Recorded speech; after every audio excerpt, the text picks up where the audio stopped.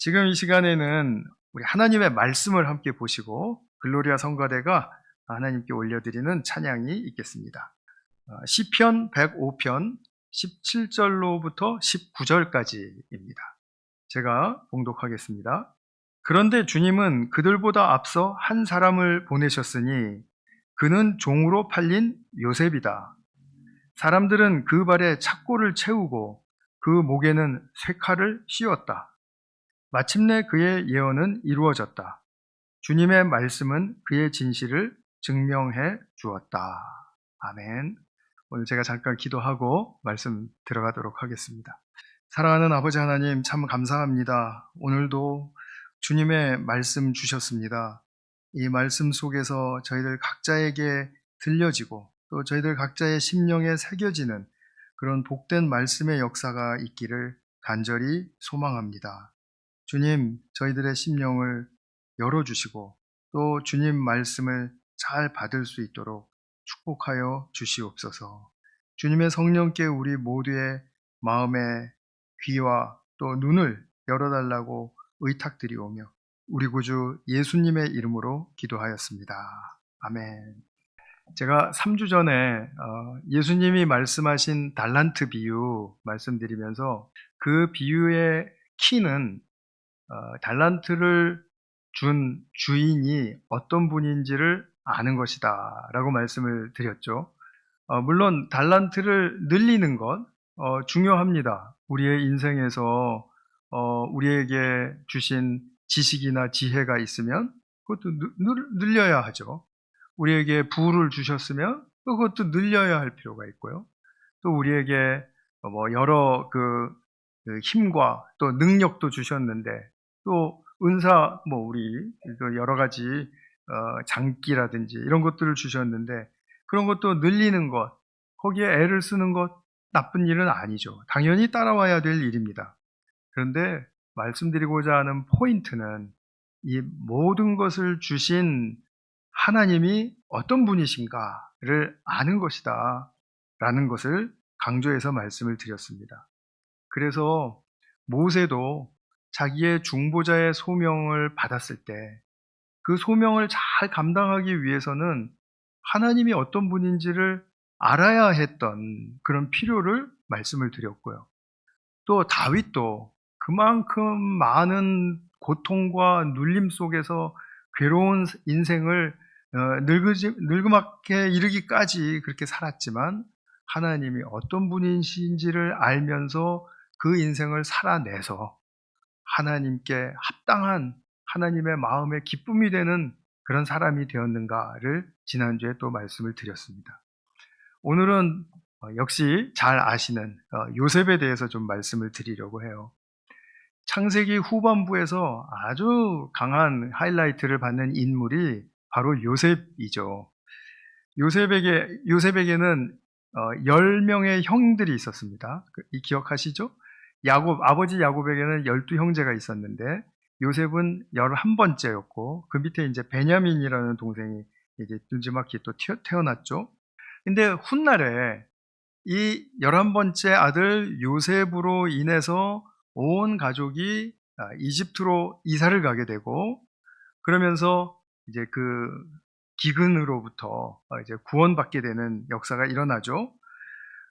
그리고 그뿐만 아니라 그 땅에 거주하게 된 그 형제들이 이제 후손의 후손을 낳아서 이제 나중에 하나님의 그 약속의 민족을 이제 형성하게 되는 것이죠. 그러니까 이집트로 이사를 가고 이 형제들의 이야기가 이스라엘이라는 민족을 형성하는 데 있어서 굉장히 중요한 인물이 됩니다. 이스라엘이라는 나라는 12지파로 이루어져 있는데 그 지파마다 그 시조가 바로 이 12형제들이니까 그렇습니다. 이 중요한 구원의 역사 속에서 요셉이 갈림길에 이제 마주치게 돼요. 이 형들, 자기에게 잘못한 형들에게 용서를 베풀 것인가 아닌가의 이 갈림길이었습니다. 그러니까 요셉 하면 용서가 먼저 떠오르시지 않나요? 그죠? 요셉 하면 용서가 떠올라요. 그런데 이 용서를 하게 된 이 요셉의 이 결단과 또 요셉이 그것을 통해서 믿고 그리고 확신할 수 있었던 것은 무엇인가? 그런 부분들에 대해서 오늘 좀 함께 말씀을 나눠보려고 합니다. 이 요셉과 형들의 관계는 어땠습니까? 어렸을 적부터 아주 나빴죠. 그 10명의 형들에게 시기와 미움을 받았습니다. 그 이유가 뭐죠? 야곱의 편애 때문이었습니다. 야곱은 자기 아버지 이삭이 자기 형만 그렇게 편애하는 것을 보고 자랐는데, 또 11명 뭐 너무 많아서 그랬는지 모르겠습니다만 하여튼 요셉만 사랑했습니다. 그러니까 요셉만 색동저고리 입고 그리고 귀여움을 받고, 다른 형들은 야 너희들은 양치러 나갔다 와 이런 식이었다라는 거죠. 그러니까 요 형들이 뭐 미워했던 것도 이해가 돼요. 근데 이 미움의 이야기가 요셉의 인생의 시작이에요. 형들이 아버지의 이제 명을 받고 그 양들을 목초지로 이제 이리저리 이동시키면서 다니고 있을 때 심부름을 보내죠. 형들이 잘하고 있나 보고 와라. 그럼 왜 또 그런 심부름을 시켰는지 모르겠습니다. 미움 살 만한 짓을 또 아버지가 시켜요. 그러니까 요셉이 순박한 마음으로 형들 잘하고 있나를 또 이렇게 살피러 갔습니다. 그랬더니 형들이 딱 보니까 미운 저 녀석이 오고 있거든요. 그래서 처음에는 죽이자라는데 합의를 했습니다. 근데 맏형 루벤이 좀 마음이 좀 컸는지 그래도 죽이지는 말자고 했습니다. 그게 그건데요.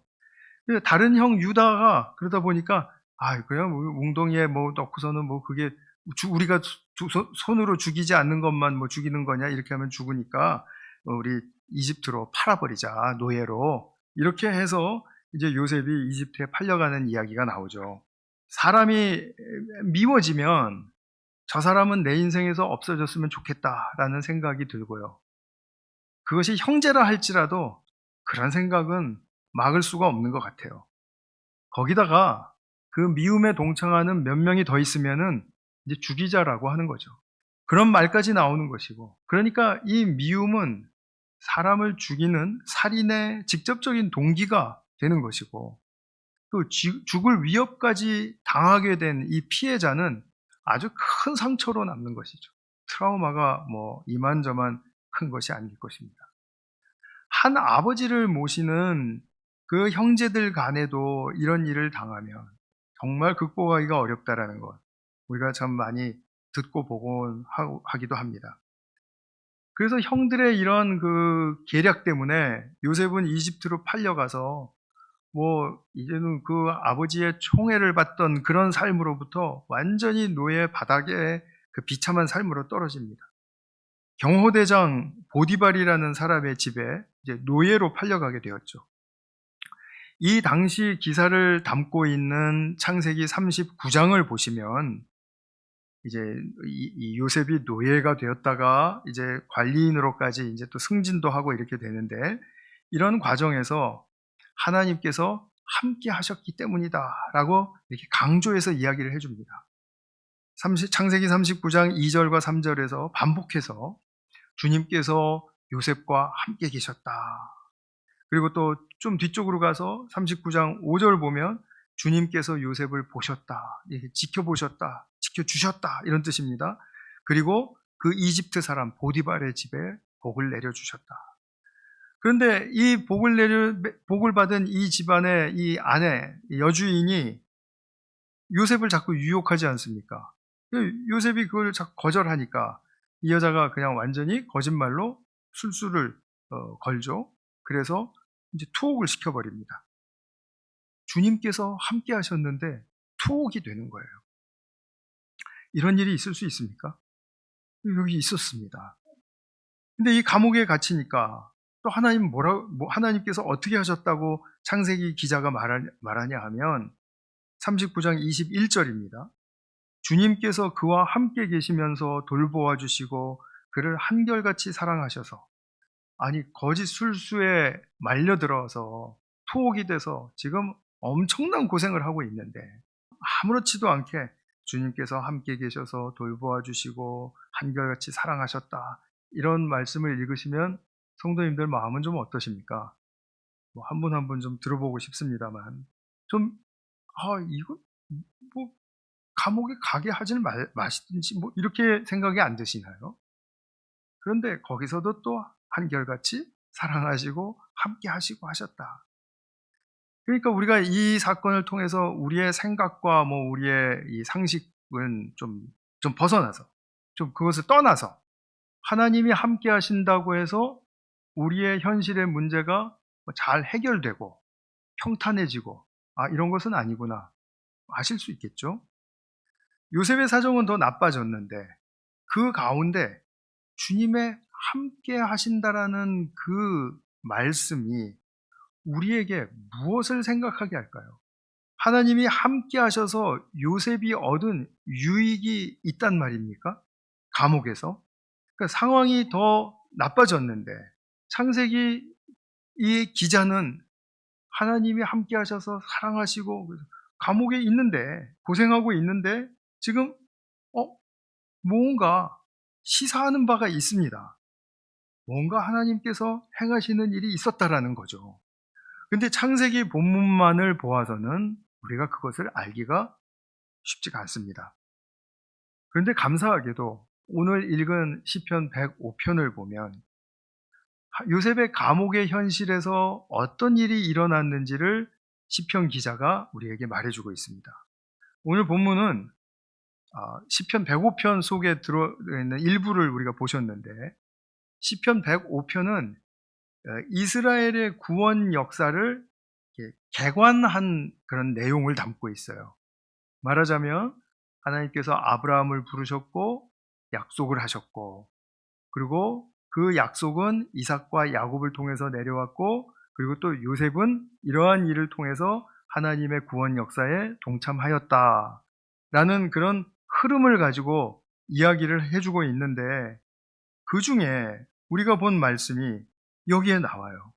그 이집트로 팔려갔다라는 그 사건을 먼저 이야기를 해줍니다. 17절에 보셨죠?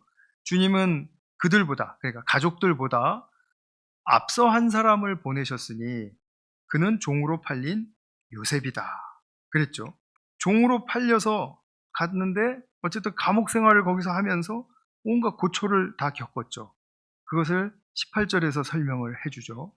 사람들은 그 발에 착고를 채우고 그 목에는 쇠칼을 씌웠다. 그러니까 육신조차도 꼼짝 못하게 이제 속박했다라는 그런 뜻입니다. 꼼짝달싹할 수 없는 상태, 자기가 하고 싶은 거 어떤 것도 할 수 없는 그런 고통과 무능의 상태였다라는 거죠.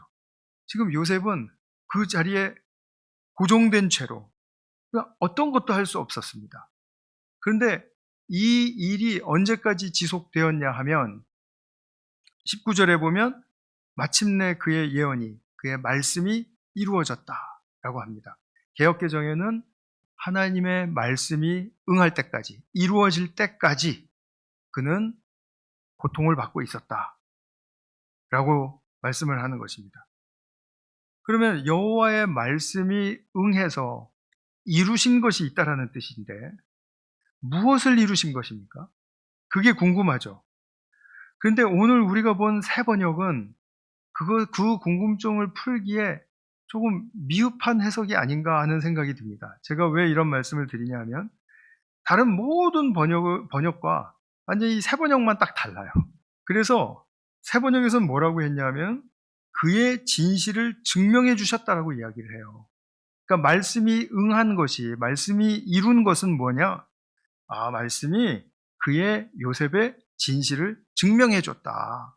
그런데 지금 말씀이 주체가 되어서 요셉에게 행한 일이 그의 진실을 그냥 이렇게 증명해 주는, 그러니까 도와주는 보조적인 역할을 하는 것처럼 보이는 이런 것이 아니고 지금 이 말씀 속에서는 요셉을 완전히 새 사람으로 만들어 주었다라는 것을 의미하는 것입니다. 그러니까 이 하나님의 말씀이 계속 요셉을 치고 들어왔어요. 매일매일. 그것도 하루에 뭐 몇 번씩일지 모르겠어요. 그런데 하나님의 말씀과 계속해서 씨름을 하다가 하나님의 말씀이 결국 이루었어요. 그 이룬 것은 무엇이었냐면 요셉을 새 사람으로 만들어준 것입니다. 그러니까 요셉은 아무것도 할 수 없는, 능동적으로 아무것도 할 수 없는 상태라 그랬죠? 그러면 무엇을 했을까요? 둘 중에 하나죠. 자기 처지를 계속해서 한탄하든지, 아니면 하나님의 말씀에 도전을 받고 계속 내면을 성찰을 하든지, 둘 중에 하나죠. 요셉이 이렇게 어려움을 당할 때 내가 지금 당하는 이 고통은 누구 때문이라고 생각을 했을까요? 먼저 보디발의 아내가 생각났겠죠. 근데 보디발의 아내에게 이렇게 당하게 된 그 배경에는 또 무엇이 있습니까? 자기가 그 집으로 팔려갔기 때문이죠. 그 팔려가게 한 장본인들은 누굽니까? 형들이죠. 그렇습니다. 제가 두 번 좀 말씀드린 것 같은데 저희 집 이야기를 제가 잠깐 말씀을 드리겠습니다. 2004년도에 이제 여기에 이제 이사를 와서 이제 교회에서 이제 심호하게 되었는데, 그때 이제 이삿짐 풀고 막 하는 이제 복잡한 과정들이 항상 있지 않습니까? 이삿짐을 풀고 있는데 저희 아들이 자기 방에서 지 이삿짐 이렇게 풀다가 갑자기 우리 부부한테 오더니, 아빠, 엄마, 나 이제는 이민 같은 거 절대로 안 가. 알았지? 왜 이렇게 힘든 일을 자초해서 벌려놓냐고, 안 간다고. 그래서 제가, 그래, 힘들긴 하겠다. 참, 이 나이에 우리도 힘든데 이 나이에 안 힘들겠니? 그런데 제가 이렇게 설명을 해주었습니다. 근데 아빠가 여기 오고 싶다고 해서 올 수 있는 데가 아니었어. 교회가 불러주시니까 온 거야. 그러니까 너는 아빠를 원망하지 말고 교회를 원망해라. 근데 가만히 생각해 보면 또 교회만 원망할 것도 아니다. 이 교회에 아빠 친구 오석 아저씨 있었지? 오석 아저씨가 다리를 놔가지고 지금 이 교회가 아빠를 알게 되고 아빠도 이 교회를 알게 되고, 그래가지고 오석 아저씨 때문에 이렇게 오게 된 거야. 그러니까 앞으로 미국 생활하면서 힘들거나 어렵거나 하면 모든 원망은 오석 아저씨한테 하는 게 옳다. 이제 제가 그렇게 이야기를 해줬어요. 그랬더니 얘가 좀 많이 헷갈리는 것 같긴 했습니다. 지금 듣고 싶은 이야기는 아닌 것 같은데 그런 생각을 했어요. 그러니까 우리가 무엇을 하면은 그 꼬리에 꼬리를 물고 그 원인을 찾아서, 우리 그거 하는 거 되게 좋아하잖아요. 그죠? 그래서 원인을 찾아내서 이 원인이 이거로구나 그러면 자기가 굉장히 똑똑한 사람이 된 것 같고, 그리고 또 이 문제를 내가 딱 말할 수 있다, 뭐 이거 공표할 수 있다, 막 이렇게 되면은 막 엄청 자기 자신에게 막 이렇게 자신감도 생기고 하는 그런 일을 경험하지 않습니까? 근데 하나님께서 이러시는 거죠. 자, 형들이 너 죽이려고 했었지. 맞지? 근데 정말 그 죽이려고 했던 너의 형들에 대해서 네가 이렇게 복수심과 원망과 이런 그 부정적인 감정이 일어나게 하는 이런 모든 이 이야기들을 네 가슴속에 평생 품고 살래? 아니면 지금 여기서 너는 아무것도 할 수 없지만 그래도 작은 할 일이 하나 생긴다면 나와 함께 그 일을 하면서 버텨내 볼래? 하나님의 말씀은 아마 이 두 가지였을 거예요. 첫 번째 것, 그렇게 하면은 똑똑해 보이고 좋은데, 근데 그 해봤자 스트레스 받고 혈압 올라가고 굉장히 부정적인 그런 자기 삶을 절대로 도움을 주지 못하는 그런 일이었을 것입니다. 요셉이 그거 생각하면서도 그러면 뭐 내가 여기서 무슨 일을 할 수 있겠습니까? 하나님께 계속 물었겠죠. 너 할 일이 있다. 너는 내가 지금 돌보고 있고 내가 이렇게 사랑해주고 있고 그렇게 나를 믿는다면 나를 믿고 또 한번 이 감옥에서 생활도 한번 나랑 같이 해보자. 그때 요셉이 할 수 있는 일이 딱 생겨난 거예요. 요셉이 무슨 일을 잘했죠? 세 분 정도가 속으로 말씀하신 것 같은데 해몽을 잘했잖아요. 해몽. 그러니까 이제 그 감옥에서 그 험악한 곳에서 잠을 자는 죄수들이 뭐 얼마나 많은 꿈들을 꾸겠습니까? 그런데 꿈 해몽해주면 또 재밌잖아요. 그 일을 이제 하기 시작했는데, 이제 고위직에 있는 두 사람 그 꿈을 이제 해몽해주는 그 기회를 얻어서 결국은 이제 석방되죠. 그리고 또 바로의 그 꿈을 또 해몽해 주어서 나라의 큰 재난을 예방하게 해주는 그런 또 놀라운 일을 하게 되지 않습니까? 그러니까 이제 바로가 꾼 꿈이 하도 흉흉했는데 그 꿈을 요셉의 해몽을 통해서 들어보니까 이제 앞으로 7년 풍년이 올 것이고 그 다음엔 7년 흉년이 올 것입니다. 근데 이 7년 흉년이 아주 무섭습니다. 그래서 7년 풍년들 동안에 잘 비축하고 준비해 놔야 됩니다. 이제 이 이야기를 했더니 바로가 맞다. 그러고서는 당시 요셉을 국무총리에다 올려놨잖아요. 그러니까 지금 이게 완전히 뭐 전환이 돼도 이런 전환이 없죠. 그런데 한편 가나안 땅에도 이 기근이 닥쳐서 야곱이 아들들한테 야 이집트에 가면 곡식이 있다니까 좀 사와라. 그래서 보내지 않았습니까? 그때 이제 형들이랑 딱 만났죠. 형들이 얼마나 놀랐을까요? 그 저자가, 저 권력자가 내 동생 요셉이라고 얼마나 놀랐을까요? 그러니까 형들은 아마 엄청 두렵고 부들부들 떨었을 겁니다.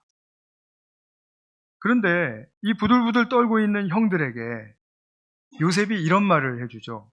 창세기 45장 4절에서 8절까지에 나오는 말씀인데 45장 8절에 보시면 죄송해요. 5절부터 보시면 이제는 걱정하지 마십시오. 자책하지도 마십시오. 형님들이 나를 이곳에 팔아 넘기긴 하였습니다만 그것은 하나님이 형님들보다 앞서서 나를 여기에 보내셔서 우리의 목숨을 살려주시려고 그렇게 하신 것입니다. 이 땅에 흉년이 든지 이태가 됩니다. 앞으로도 5해 동안은 밭을 갈지도 못하고 거두지도 못합니다. 하나님이 나를 형님들보다 앞서서 보내신 것은 하나님이 크나큰 구원을 베푸셔서 형님들의 목숨을 지켜주시려는 것이고 또 형님들의 자손을 이 세상에 살아남게 하시려는 것입니다. 제가 빨간 글씨로 해놨고 언더라인 해놨죠. 요셉이 저걸 어떻게 깨달았을까요? 한번 좀 궁금증을 품고 보십시오. 그러므로 실제로 이리로 보낸 것은 형님들이 아니라 하나님이십니다. 하나님이 나를 이리로 보내셔서 이제 이렇게 하면서 쭉 설명을 해요. 하나님이 이 땅의 주인이심을 알게 하시려는 것입니다. 이제 이 이야기를 하고 싶은 거예요. 근데 이 이야기를 딱 요셉이 형들을 보고서는 그대로 했습니다. 마치 내가 이 이야기 할 때를 기다렸다는 듯이 준비되어서 이 말을 해주었습니다. 어디서 준비가 된 겁니까? 감옥이죠. 우리가 요셉이 원래 이런 말을 할 수 있는 사람이었습니까? 그런 힌트는 성경에 없습니다. 그러면 총리가 되고 나니까 여유가 생기고 그러니까 이런 말을 할 수 있었을까요? 여유가 생겼다고요? 이 용서의 말을 할 수 있습니까? 그렇지 않습니다. 오늘 시편 우리 본문의 기자는 감옥에서 그의 인생이 완전히 그냥 쇠사슬에 묶여서 속박된 그런 상태에서 하나님께서 오직 말씀으로 그에게 치고 들어가셔서 그를 시험하고 단련하셨다라고 이야기합니다. 그의 말씀이 그를 시험하시고 단련하셨다. 그것이 바로 다른 모든 번역에서 하고 있는 표현입니다. 물론 감옥에 갇힌다고만 해서 저절로 이렇게 말씀의 열매가 맺힌다고는 말할 수 없습니다. 아마도 요셉은 아버지 야곱으로부터 하나님에 대한 말씀을 많이 듣고 자랐을 거예요. 그래서 하나님에 대한 어떤 기본적인 수용의 자세가 있었으리라는 것은 우리가 충분히 예측해 볼 수 있습니다. 근데 중요한 것은 아무리 그런 가정의 분위기나 아니면 나의 신앙 종교 생활이나 이런 거를 통해서 용서를 저절로 배울 수 있는 법은 없습니다. 이것은 하나님과 1대1의 만남으로만 가능한 것입니다. 이런 수준의 용서의 사람이 되기는 우리가 불가능하다라고 말을 할 수밖에 없습니다. 요셉의 용서는 정말 도덕적으로도 너무나 훌륭한 수준을 보여주는 그런 용서였습니다. 이 자기를 죽이려는 그런 형들과 화해하려고 하는 그것도 하나님께서 이런 목적을 가지고 계시니까 여러분은 그냥 살게만 되는 것이 아니라 축복받은 하나님의 자녀들로 살게 될 것입니다. 라고 이야기해 줄 수 있는 이 수준은 엄청 훌륭한 도덕적인 수준을 이야기하는 것이죠. 근데 그 훌륭한 도덕적인 수준만을 보여주는데 성경이 목표하고 있지 않다라는 것입니다. 아까도 제가 앞서서 잠깐 말씀드렸지만 이 형들은 이스라엘의 12지파의 시조들이죠. 말하자면 이스라엘 국가의 12뿌리가 되는 사람들입니다. 뿌리가 없으면 싹이 나올 수가 없고 싹이 나오지 않으면 줄기, 열매, 꽃 피워낼 수 없습니다. 그러니까 얼마나 중요한 이 뿌리 역할을 하는 존재들입니까?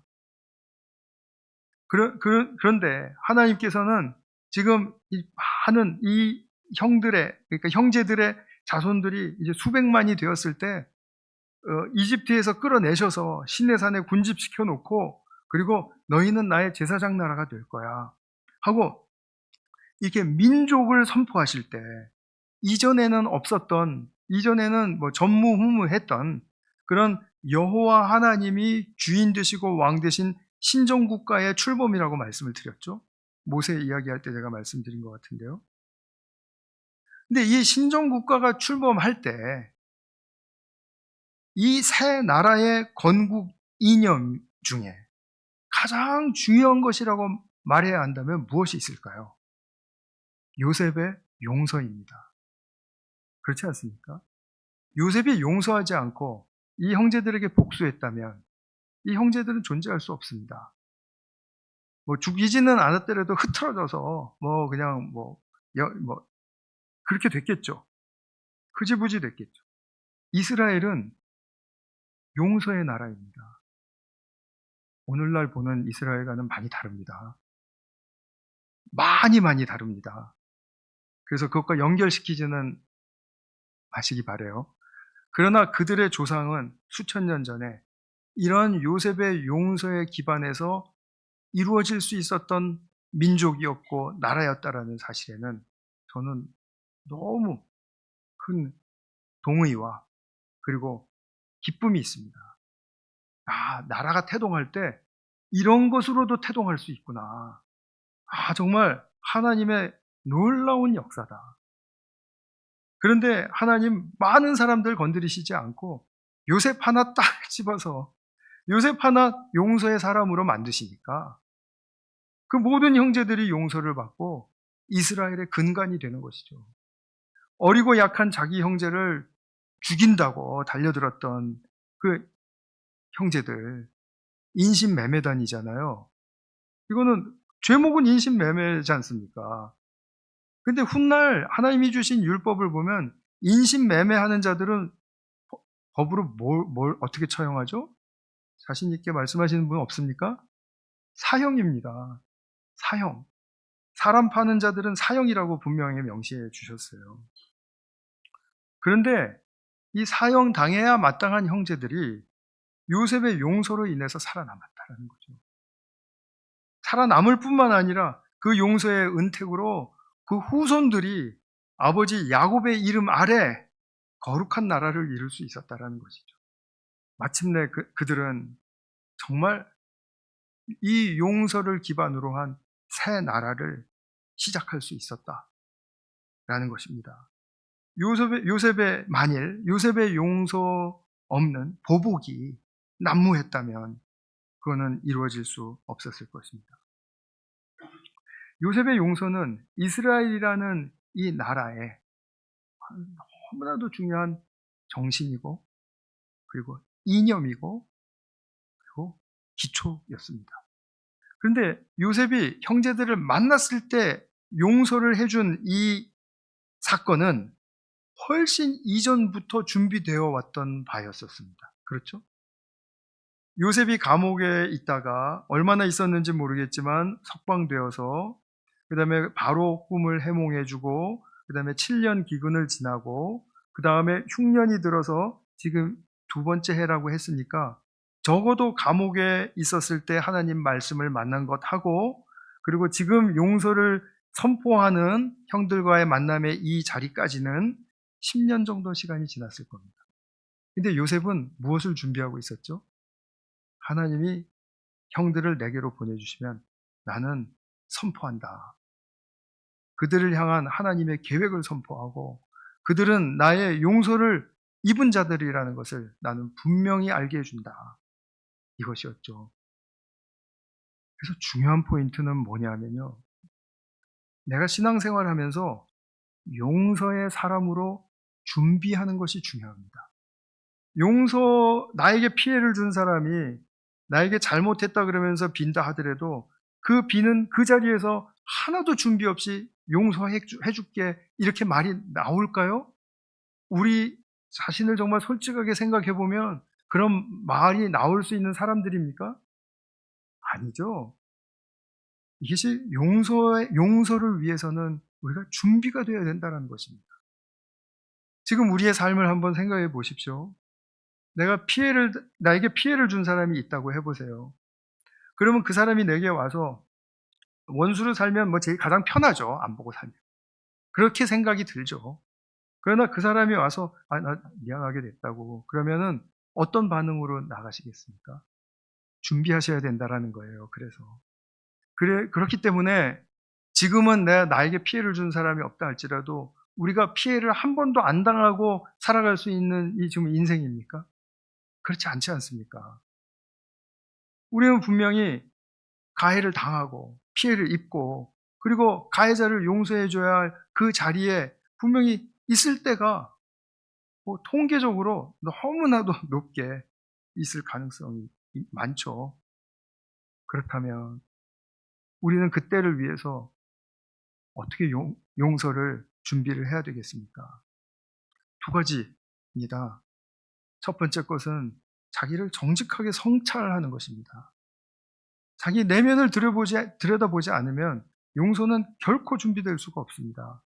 내가 어떻게 용서받은 자인지, 나는 어떤 자인데 지금 하나님의 은택을 입고 이렇게 살아가는지, 그리고 내가 하나님께 반역한 것은 어떤 것인지, 내가 사람들에게 잘못한 것들은 또 얼마나 많은지, 나도 모르게 한 것들, 그리고 저 사람도 나 때문에 상처를 받은 적이 있고, 또 나도 또한 마찬가지이고, 그런 주고받는 그런 가운데서 자기의 내면의 성찰을 하면서 자기가 용서하는 사람이 되겠다라는 분명한 방향성 아래 준비가 되지 않으면 그러면 계속해서 혼동스러울 수밖에 없는 거죠.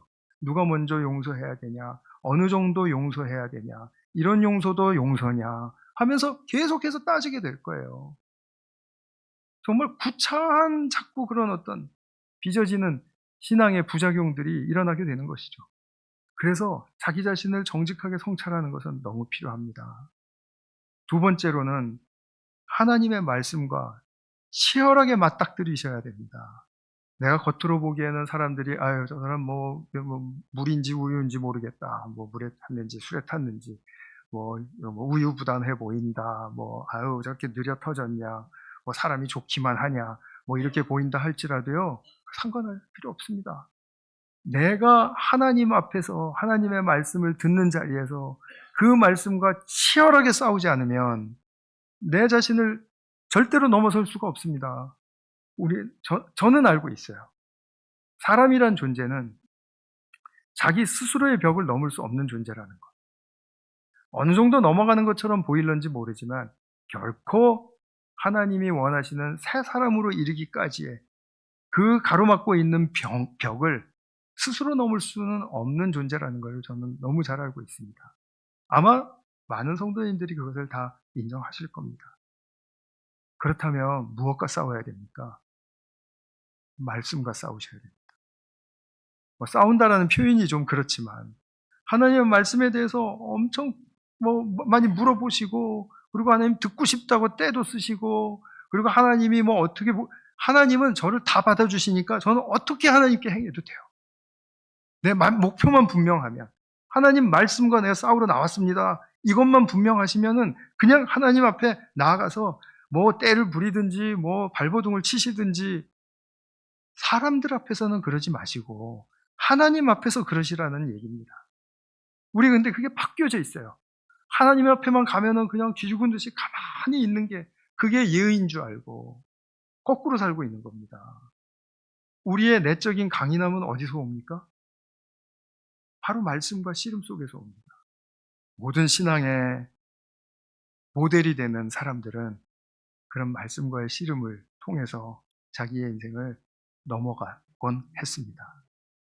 그래서 저는 성도님들이 정말 용서의 사람으로 준비되시는 그런 삶을 사시면 좋겠다라는 말씀으로 권유드리고 싶습니다.